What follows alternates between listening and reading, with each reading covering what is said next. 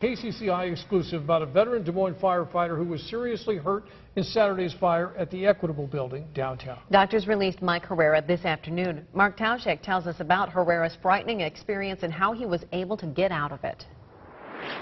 Des Moines firefighter Mike Herrera doesn't know if he'll ever be able to work again, but he does know that he's very lucky to be walking out of the hospital today. I'm glad to be going home because you can big old huge bed and a German Shepherd waiting for me. KCCI cameras caught Mike Herrera before one of his 4 trips into the Equitable building. It was on that 4th trip, following a hose line down a completely darkened stairwell, when the trouble started. Already exhausted, he accidentally knocked his mask off.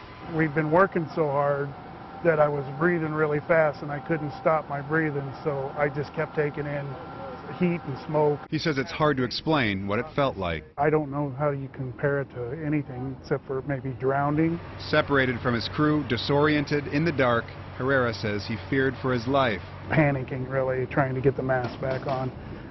But I do know that there was a time, a moment, where I thought maybe one more of these breaths and then it's going to be done. He says he snapped out of it after hearing his name being called over and over on his radio. He says that helped him focus on finding his mask. I pounded it back on, got the mask going, got some air flowing, stood up, went over the rail and fell down the stairs.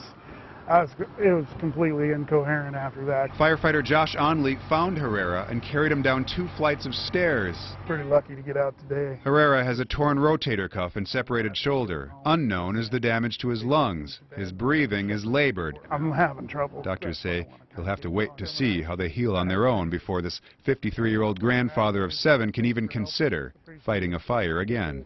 Mark Tauschek, KCCI 8 News, Iowa's news leader.